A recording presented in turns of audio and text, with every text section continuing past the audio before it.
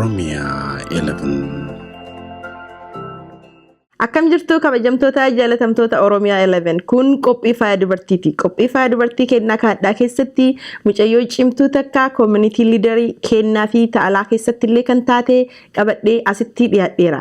Turtiin keessan nu wajjin haa ta'u.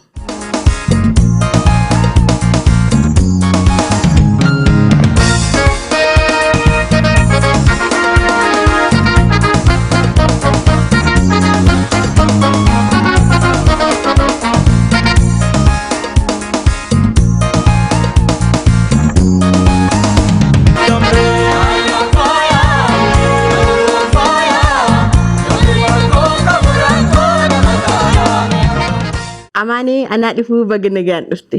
Ana fayyina hedduu galatoomii OROMIA11 hedduu galatooma ana affeeruu keessaniif. Galatoomsiin jedhaa guyyaa hadhaa affeerra kenna kabajjitee asitti dhufuu fi namoonni kenna hedduun isaanii si beekanii garuu mee Amaneen eenyu jennee jala haa qabnu. Galatoomii Amaneen ijoollee baadiyyaati. Naannoo nan itti dhaladhee aana muneessa. Daa'imummaa keerraa biyyaa bahee biyyaa yoo ba'u refugee ture Keeniyaa Naayiroobii akkuma namoolee Oromoo biyyaa ba'anitti achiin ture haga umrii 13 jechuudha. Umrii 13tti Minisootaa dhufe Oromiyaa xiqqoo jedhanii asumatti guddadhee asumatti hawaasummaa keessatti qooda adda addaa daa'imummaa irraa jalqabee umrii 13 irraa jalqabee hanga ammaa kanaafuu Amaneen ijoollee baadiyyaati. Amaneen ijoollee hawaasaati. Hawaasatu na guddise. Amaneen proud Minnesotan kan jedhamu tokko isteeta kana baay'ee jaaladha. Uummata isii baay'ee jaaladha. So akkasuma. Bareeda Amaneen namoonni kenna hedduun isaanii gara barumsaatitti illee waa'ee gara doktoraa waan narsingii kana baratanii. Ati waa'ee educationaatitti deebinee waa'ee leadership irra baratte. Mee maal baratte Amanee?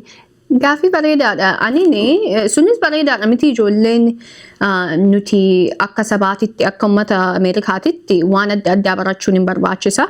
Ani umrii 10 irraa jalqabee sanii gadittu waa'ee siyaasaa kana siyaasa barachuu fedhee maaliif hoo jette Keeniyaayyuu wanti dhaqeef siyaasarraa kan ka'e so guddataatiin maaltu biyyaana baasee maaltu bakka hin deemu kana nageessee kan jedhurraa kan jalqabe siyaasaa ture.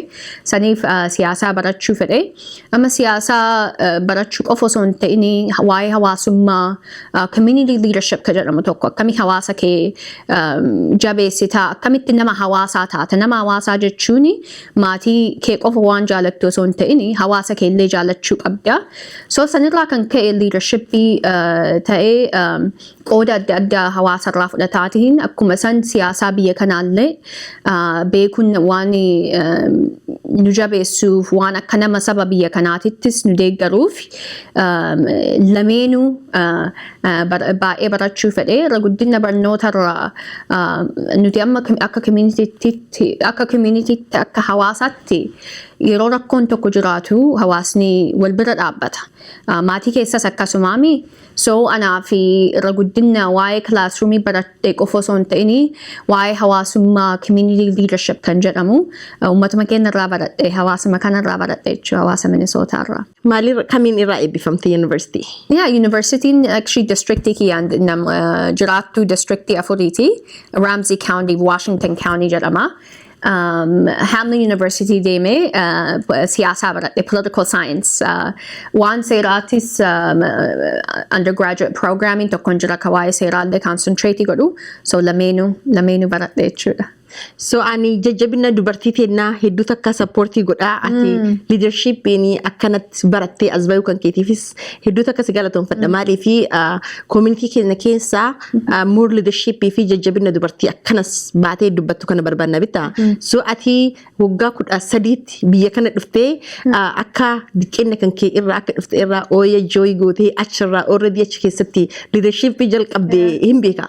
Meenuu himi Amaanii waan sanneen irraa? Yeah, leadershipiin amma qooduma fudhachuu Keeniyaayyuu yoo turu yeroo baay'ee nama walitti qabeetiin wajjin haasaa waa'ee siyaasaa waa'ee biyya Keeniyaayyuu yeroo san daa'imummaarraa haasaa ture waa'ee Itoophiyaallee haasaa ture waa'ee rakkoo uummata Oromootiif sabaaf sablammii adda addaa haasaa ture yoon argu hawaasa keessatti namoonni leadershipii qabu. Leadershipii jechuun bar community kee hawaasa kee bira dhaabbattaa hawaasni kee yoo rakkoon jiraateen deeggartaami dubartoota kan argu.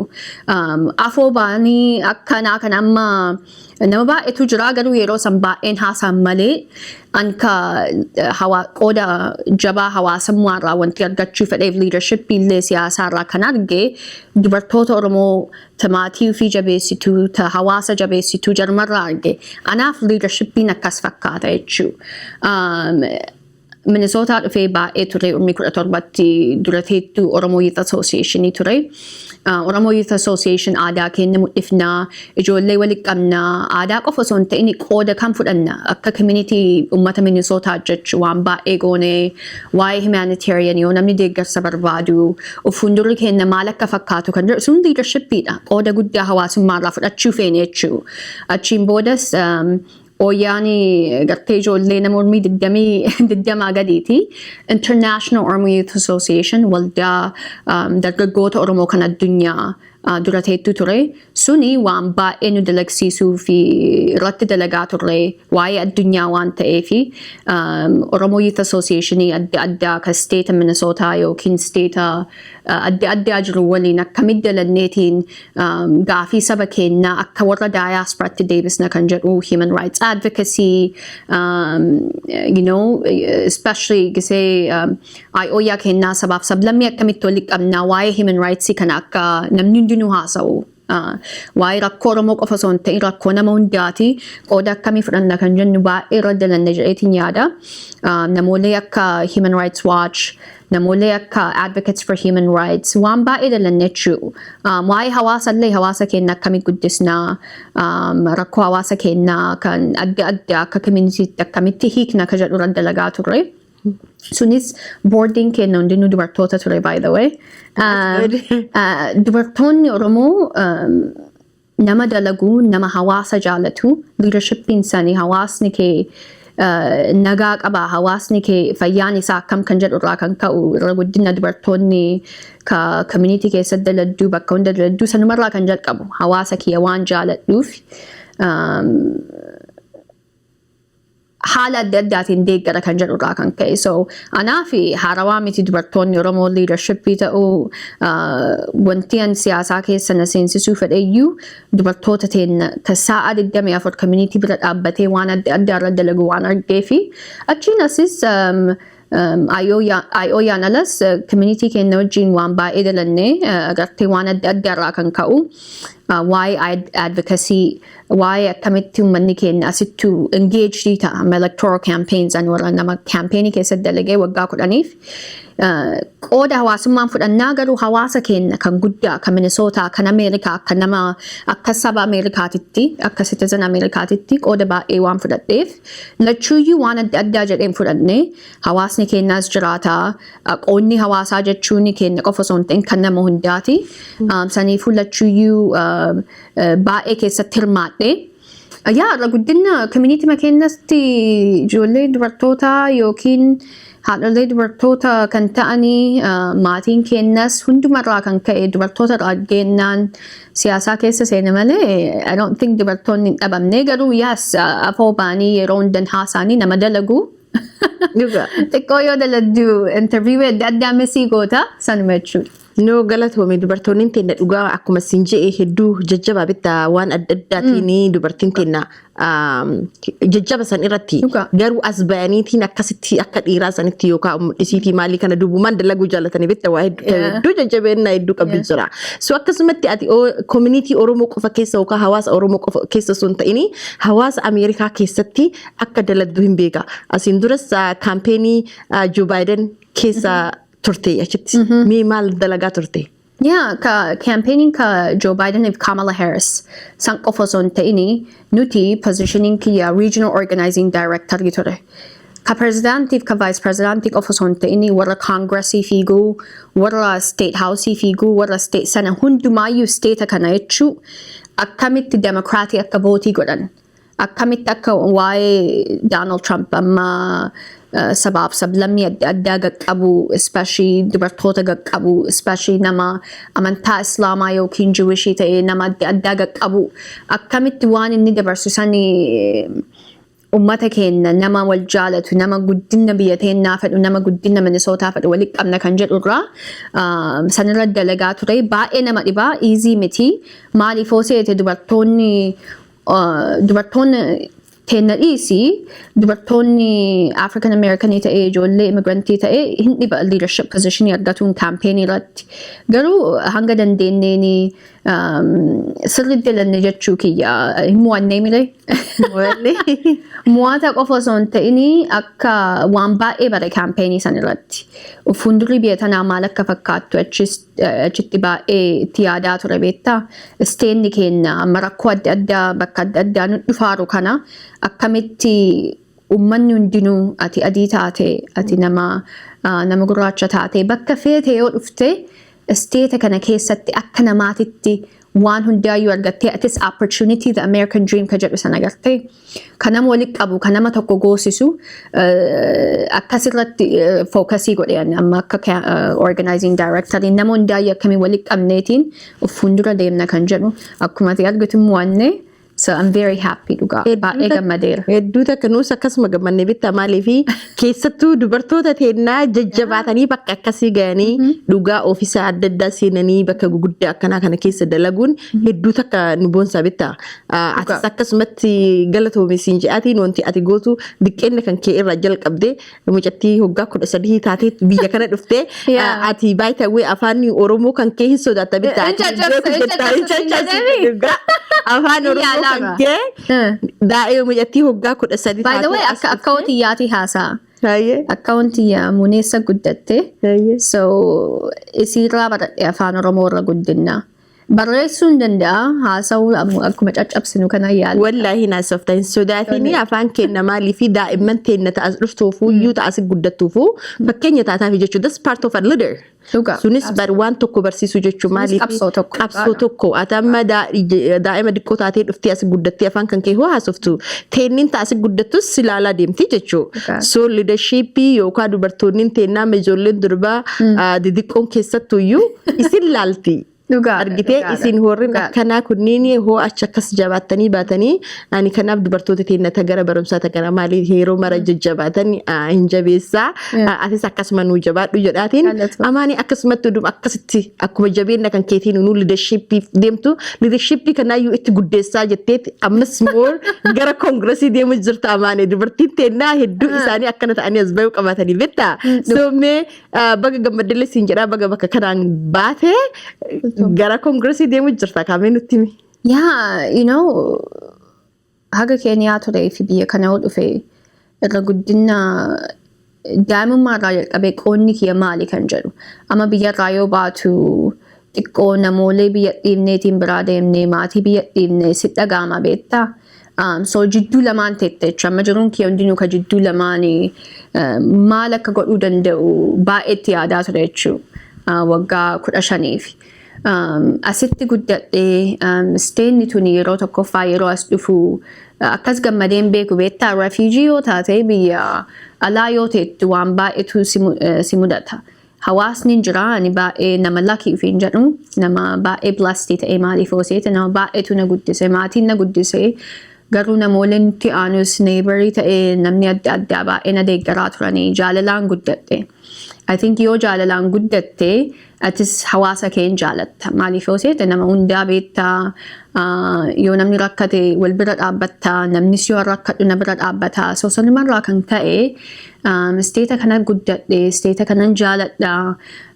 Wanti siyaasaa barachuu fedheeyyuu akkamitti namni miidhamne agartee sistema adda addaatu jira kan nama kennaaf nama adda addaa nama maallaqa baay'ee hin qabne nama immigrantii ta'e especially African American community kenna maqaa jaraatiin nuti as dhumne dhiiga baay'eetu dhangalaa'e kan jiraafa ammas rakkoo keessa jiranii waan adda addaatiin yaade ani siyaasaan kiyya kan nama akka namni hundinuu nagaan jiraate akka namni hundinuu bakka tokko ga'eetiin maatii ofii deeggaree nagaan bilisaan jiraatu.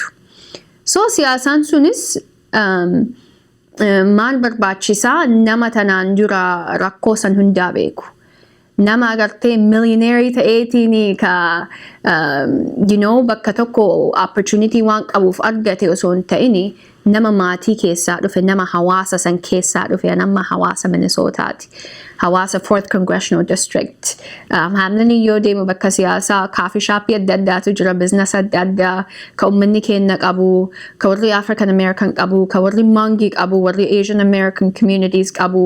Achi oolaa ture, achitti dubbisaa, jara wajjin haasaa, rakkoon isin mudatu maali kan jedhu yeroo akkasuma guddataa ture miti university yoo ture waggaa baay'een dura. Hin beekaa ture akka gaaf tokko gaafa danda'ame community kana representii godhuu fedha. Rakkoo jara ga'u kana akkamitti jara wajjin dalageetiin akka bakka federaalaa achirraa investmentii baay'ee community fiduu namni baay'ee irra guddina health caring qabu beektaa akkamitti biyya Ameerikaa keessatti biyya addunyaa keessa ikaanamiin tokkoffaa ta'e namni health caring qabu anaa fi democracy miti yoo namni rakkataatiin jiraatu democracy jennee hin dandeenyu. Jaalala hawaasa irraa kan ka'e irraa amma dorgomaa jira. I'm so proud of you. Thank you. 4th Congressional District, barcumaan federaala. Akka nama Oromootitti, akka nama Itoophiyaa dhufetti yeroo tokkoffaaf barcumaa federaalaaf dubartii kan ta'e kan fiigaaru ana. Waan guddaadha. Maaliif yoo seete ana qofaa miti. Yoo barcumaa federaalaa fiiddu nama 750 ol, 750 ol, miliyoona gaa jechuu. Namni hundinuu immigrantii miti, namni hundinuu Mangi miti, namni hundinuu Asian American miti, namni hundinuu Oromoo miti, namni hundinuu Itoophiyaa miti, namni hundinuu Africa diaspora miti, namni hundinuu Eritrea miti, akka saba Ameerikaatitti. So, siyaasaan kiyya kan nama kanniin hundaa maaltu nagaa kennaa fi maaltu bilisa kennaa fi maaltu waa'ee dinagdee agartee jarri mana qabanii, jarri nyaata qabanii kanneen hundaayyuu namni barcumaa federaalaan dhaqeetiin ani si representii godha yoo jedhu gaafii kana hundaayyuu akkamitti baasnee akkamiin namni jabaataa akkamiin namni nagaan jiraata jaalala lamarraa kan ka'e sanirra waan barcumaan kun gaafatuu fi ani nama community jaalatu, ani nama waggaa meeqaaf erga daa'imummaa kiyyaas jiru community kanaaf bira dhaabbateetiin wajjin dalagu. Nama akka kiyyaa barbaachisa bakka san dhaqeetiin uummata representii godhurraa kan jedhu amma dorgomaa jira. Districtiin keenya baay'ee guddaadha. Ramsey County hundumaa Washington County illee qaba.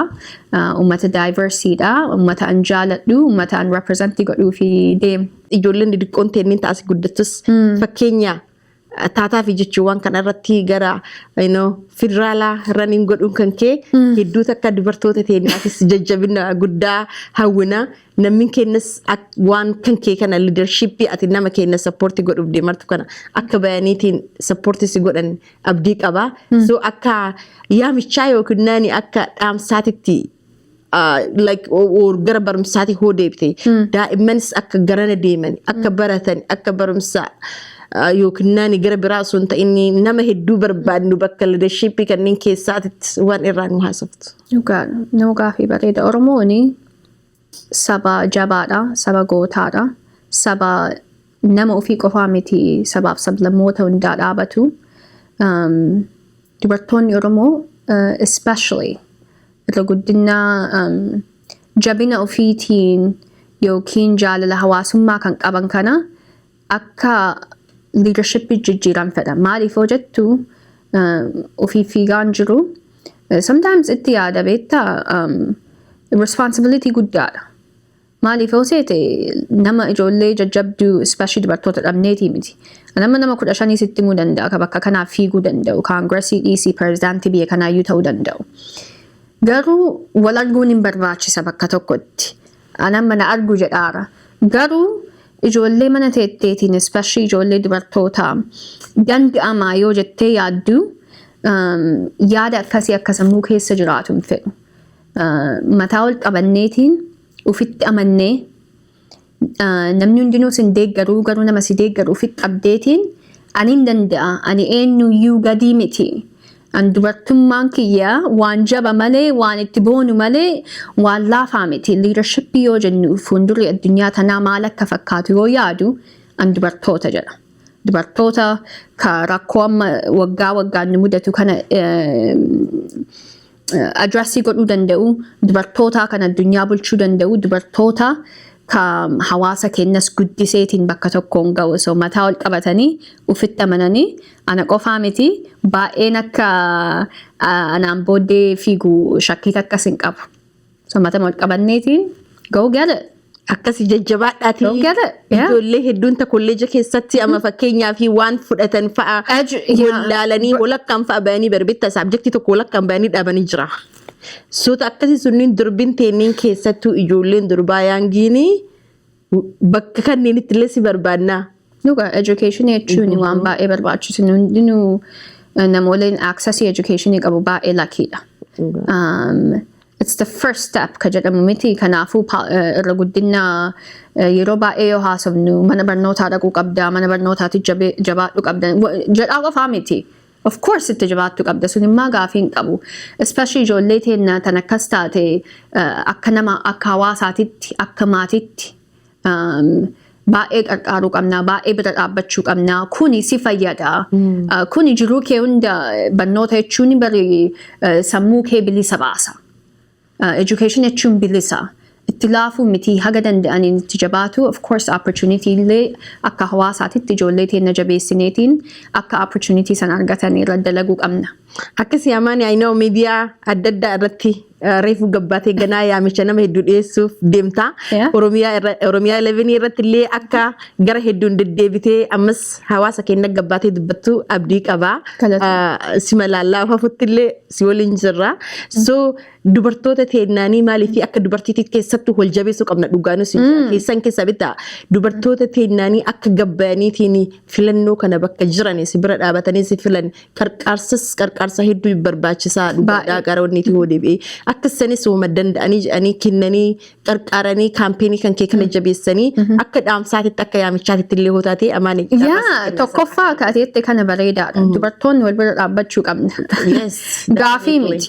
Wal bira dhaabbachuu qofa osoo hin ta'in ufitti amanaan kun namni ufitti amanu beektaa nama hunda amanaa. Dhugaa nama ufitti dadhabeetu nama biraatitti namanne. Nuti akka dubartoonni Oromoo akkuma dura siin jedhe hawaasa kana akkana qabeetiin deemaa jiru dubartootaadha. Garuu wal deeggaruu qabnaa walitti amanuu qabnaa. Amma barcumaa federaalaa fiiguun easy miti. Miliyoona baay'ee raisii godhuu qabda. Kanaafuu deeggarsa fundraising ka jedhu baay'ee barbaachisaa. Garuu of jabeessanii maatii ofii jabeessanii vootii godhuu participeetii godhuu. Amma nama baay'eedha ka siyaasaa keessatti yookiin kaampeenii keessatti dalagu. Wanti wal hin dubbisneef hin jiru.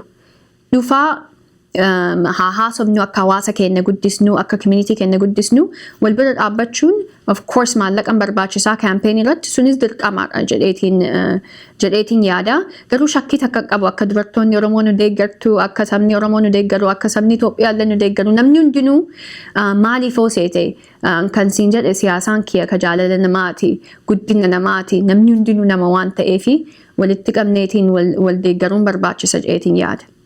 Galatoom siin jira Amane mee waan gara dubartiitii hoo deebinee jennee waan wanni kun dhugaa dubartii teennaa fi dubbatamuu qabaataa yookaan jedhu qabaadha jettu wayii hoo jiraate mee ammas carraa si kenna irra eda'ii nu dubbatu. Dhugaadha gaafii bareeda irra guddina dhugaa waa'ee dubartootaa haasofnu I think turuu hin dandeenya meeti daqiiqaa 30 fixuu hin dandeenyu yookiin sa'aatii tokkotti wanti hin jedhu mataa ofii ol qabu dadhabbiin hin jiru. Dadhabina kan alaa haasaamu kuni dubartiin yeroo tokkoffaaf kanan goone san dhiisaa hin barbaachisu. Jabinni hin jiraa, humni hin jiraa, ufitti amanuu qofa barbaachisa. Ufitti amannaan wanti godhuu hin dandeenye dubartoonni hin jiru. So ufitti amane. Akkasii I'm so proud of you baga gabbadde siin jedha. Thank you. We will win. Yes. Jifannaa waliin ranii goona. Shakkiin takka hin jirtu. Galatoom siin jedha gara Oromiyaa 11 dhufuu fi qophii biraa adda addaatiin Oromiyaa 11 namoota adda addaa biraa waliin akka dhiyaattu abdii qaba. Galatoom Amane yaadha guyyaa faaya dubartii irra dhuftee jabeennaa fi leadershipii dubartii asirra nu dubbatu keeti. Galatoomi fayyina. Galatoom. Kabajamtoota jaalatamtoota Oromiyaa 11 qophii kenna ka Amane waliin goone asirratti xumurra. Amane jechuun daa'imman durbaa mana keessaa hoo qabaatte daa'ima san jechuudha tasii waliin mana keessaa ati guddisaartu sanii. Kanaafuu haawwatiin abboonnin gabbaanee Amane bira dhaabannee haa qarqaarru isiniin je'a. Galatooma haga qophii biraatii walitti deebinutti nagaatti.